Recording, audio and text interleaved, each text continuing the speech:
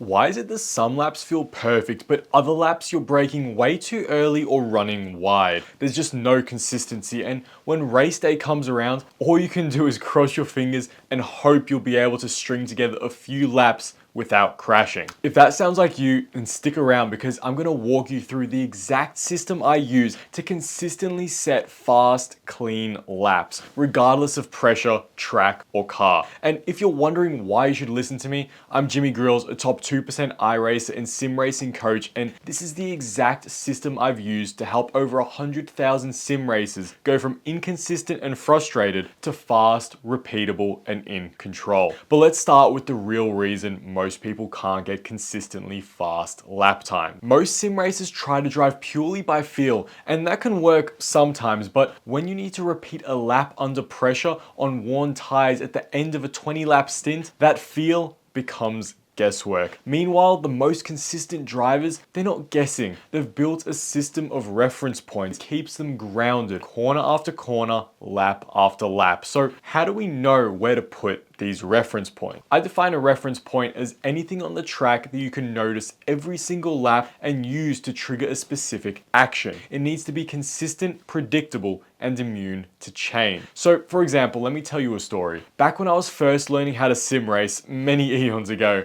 my mentor gave me a piece of advice that completely changed the game for me. To paraphrase, he basically told me to stop driving off a feel and to start using reference points. Now, if you're anything like me, probably drive based on instinct. So turning, braking, accelerating, just whenever it feels right, which usually works until it doesn't. I was crashing every other lap and I couldn't figure out why. So I took his advice. I went hunting for a visual, something I could use as a brake marker. And a brake marker, for those of you that don't know, is just something that lets you know you should start applying the brake for a corner. So after some looking, I eventually found what I thought to be the perfect reference point. It was a shadow cast from a tree across the track. Every time I braked exactly at that shadow, I nailed the corner. Clean, fast, smooth, lap after lap, until I didn't. Midway through the session, things started to fall apart. I was running wide, missing the turn, and I swore I was braking at the same point. Then it hit me. The sun was setting and the shadow was moving. Every lap, my so-called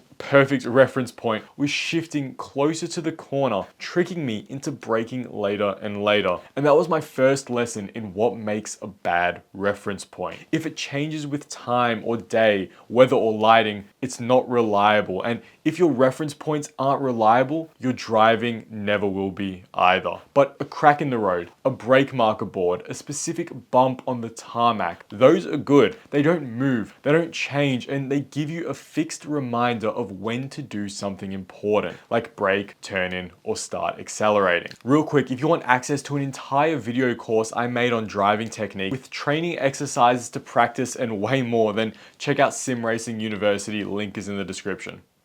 For me personally, the most important reference point is my brake marker. That's the one I'll always try to set first for every corner, but depending on your style, the corner, and how precise you want to get, you can build reference points for turn in, apex, even throttle pickup. The more anchors you give yourself, the less you have to feel it, and the more consistent your performance will become. But I do hear you. How do we determine when the break point should be? Let's take this corner for example. We know we want to do a late apex, so our line should look something like this. So start with a conservative break point, somewhere that you know you'll definitely be able to slow down in time for the corner. Then once you think you're traveling slow enough, trail off the brakes as you turn into the corner to try and reach that slowest point in the corner. Remember, the slower you drive, the more rotation you can achieve. And for every moment that you're decelerating, you should be forcing more and more rotation out of the car to be driving on the limit. The brake point you choose will determine how fast you travel during the turn-in of the corner. For example, if you have a brake point that's really far away from the corner, by the time you reach the turn-in point, you'll be traveling really slow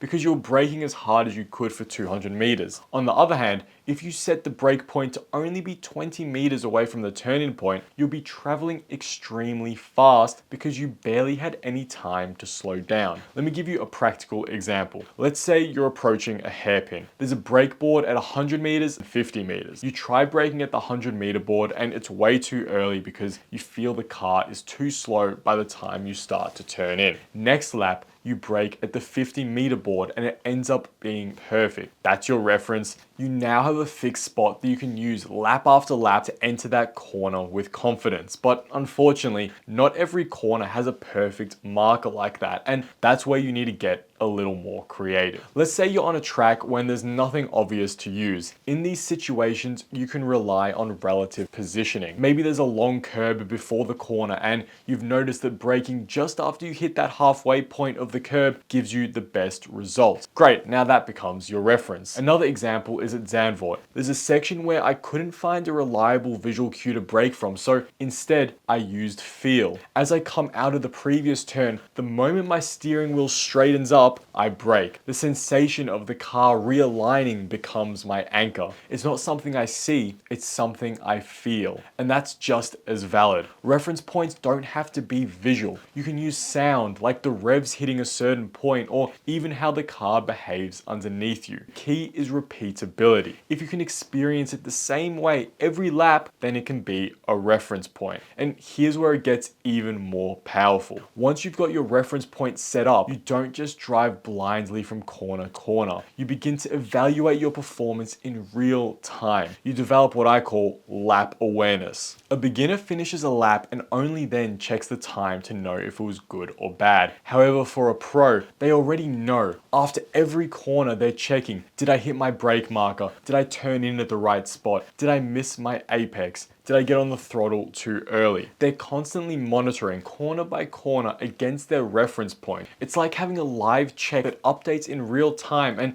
I go even deeper into this topic in Sim Racing University. But remember this, lap time isn't created at the finish line. It's created at every decision point throughout the lap. The more structured your decision making, the more you anchor your actions to solid reference points, the more you'll know whether you're improving or not. Now, if you want to learn how to find the limits of a corner, check out this video here.